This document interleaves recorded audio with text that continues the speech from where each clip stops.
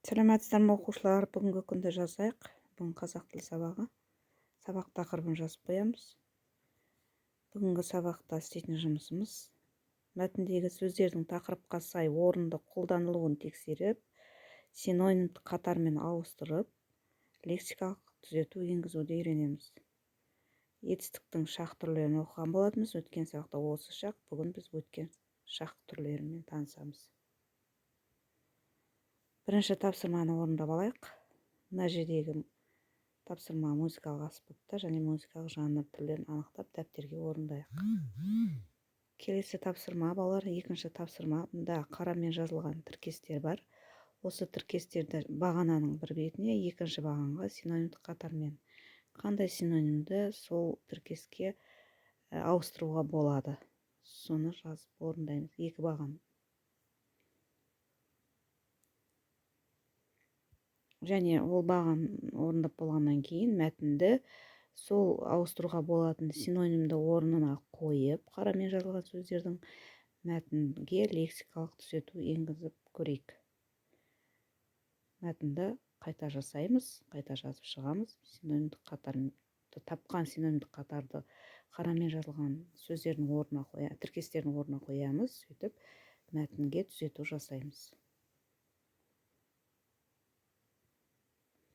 Келесі өткен шақ туралы білетін боламыз. Өткен шақ сөйлеп тұрған сәттен бұрын болған іс-әрекетті білдіреді. Түрлері үшеу: жедел өткен шақ, бұрынғы өткен шақ және ауыспалы өткен шақ. Жедел өткен шақтың жасалу жолына тоқталайық. Мұнда етістікке тікелей д, д, т, т жұрнақтары жалғанады және ол жіктеледі, жіктік жалғау жалғанады. Мысалы, мен келдім. Бұл жерде тікелей кел етістігінен кейін д жұрнағы жалғанып, одан соң жіктік жалғау бірінші жақта м жіктік жалғау отыр. Екінші, сендер таптыңдар. Бұл жерде көпше түрі тап етістік, тікелей т жұрнағы жалғанды. Одан соң ың жіктік жалғаудың екінші жағы дар көпше түрі. Бұрынғы өткен шақ. Бұл етістікке есімшенің ған, ген, қан, кен және көсемшенің п, ып, үп жұрнақтары жалғанып келіп, жіктелу арқылы жасалады. Мысалы, мен барғанмын. Ған есімшенің жұрнағы тікелей бар етістігіне жалғанды, түбірі бар етістік. Барғанмын, мын бұл жерде жіктік жалғаудың бірінші жағы. Сен айтқансың. Айт етістікке қан есімшенің жұрнағы жалғанды, сың екінші жақта жіктеліп тұр. Үшінші, барыпты. Ол барыпты. Мұнда бар етістігіне ып көсемшенің жұрнағы жалғанып, т жіктік жалғауының үшінші жағы жалғанып тұр. Келесі ауыспалы өткен шақ. Етістікке есімшенің атын, етін, итін жұрнақтары жалғанып жіктеледі. Мысалы, біз тыңдайтынбыз. Түбірі тыңда, итін есімшенің жұрнағы, біз көсемшенің көпше түріндегі жіктік жалғау. Көретінсіңдер. Мұнда көр етістік, етін есімшенің жұрнағы, сың жіктік жалғау екінші жағы дер көпше түрі. Осы жасалу жолына қарай біз қазір тапсырма орындаймыз. Мұқият қарап алуға болады.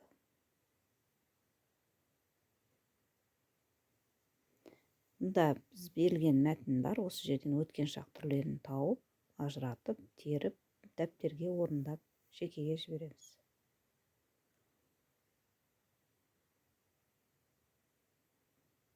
Келесі тапсырма семантикалық карта. Мұнда жедел өткен шақ, бұрынғы өткен шақ, ауыспалы өткен шақ.